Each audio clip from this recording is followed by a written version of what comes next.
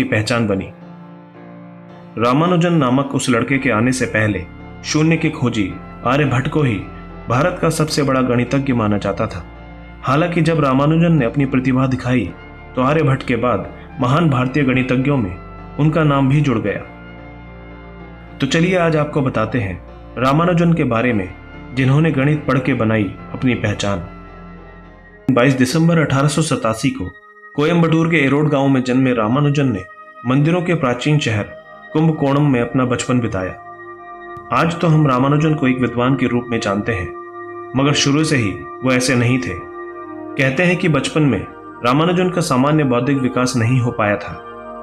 3 साल की उम्र तक उनके मुंह से कोई आवाज ही नहीं निकली थी। हालांकि समय के साथ उनके बौद्धिक विकास में तीव्रता आई और वो भी सामान्य बच्चों की तरह हो गए। जैसे जैसे रामानुजन बड़े होते गए वैसे वैसे वो पढ़ाई में अच्छे होते गए। प्राथमिक परीक्षाओं में रामानुजन ने पूरे जिले में उच्च स्थान प्राप्त किया था। कहते हैं कि रामानुजन गणित में बहुत तेज थे। अंक तो जैसे उनके लिए खिलौने की तरह थे। जोड़ घटा गुणा भाग इत्यादि तमाम चीजों को वो इतनी सरलता से किया करते थे कि सामने वाला देखते ही हैरान हो जाता था। रामानुजन के पास जब भी समय होता तो वो गणित के सवाल हल करने लगते। कहा जा सकता है कि अपनी गणित की यात्रा रामानुजन ने बचपन में ही शुरू कर दी थी। अपनी 15 साल की उम्र में रामानुजन ने ब्रिटिश गणितज्ञ जॉर्ज शूब्रिज कार की किताब synopsis of elementary results in pure and applied mathematics की एक प्रति प्राप्त की।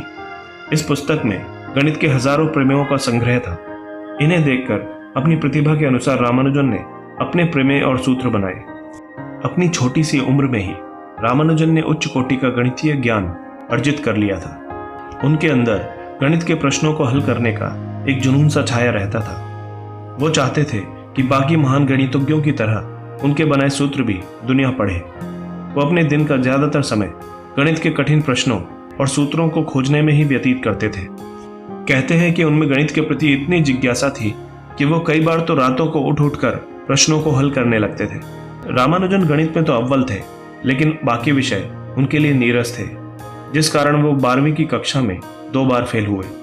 हालांकि जिस कॉलेज में पढ़ते हुए रामानुजन 2 बार फेल हुए, बाद में उसका नाम बदलकर रामानुजन के नाम पर ही कर दिया गया। वक्त के साथ रामानुजन की गणित पर पकड़ और भी अच्छी होती गई। 1911 में रामानुजन ने अपना पहला शोध पत्र journal of Indian mathematical society में प्रकाशित किया।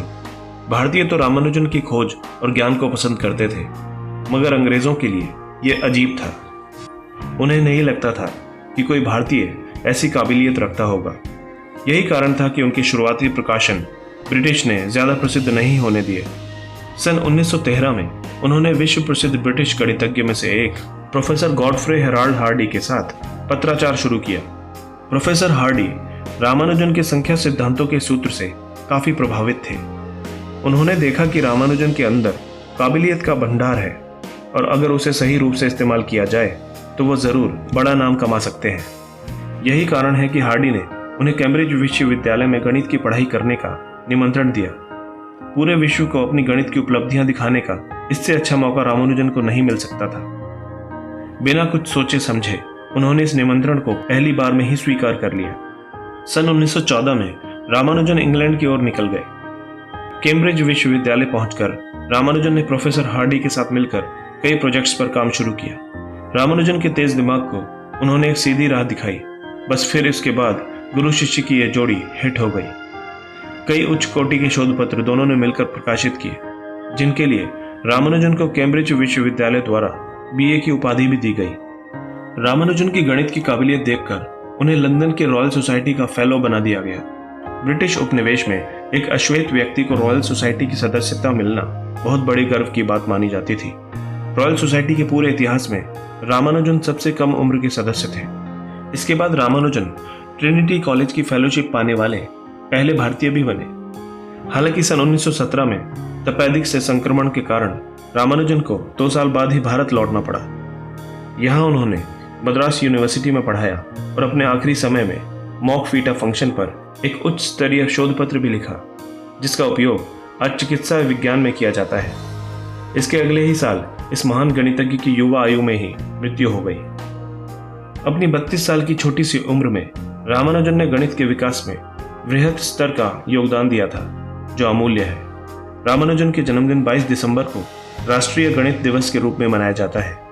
इंग्लैंड के प्रमुख गणितज्ञ G.S. हार्डी श्रीनिवास रामानुजन को यूरल, गॉस, आर्किमिडीज व न्यूटन जैसे दिग्गजों की श्रेणी में ही मानते थे। 32 साल के अल्प जीवन में रामानुजन ने कई प्रमेय लिखी और जिनका प्रकाशन इनकी मृत्यु के बाद भी हुआ, जिसमें से ज्यादातर प्रमेयों को दशकों तक कोई सुलझा नहीं पाया।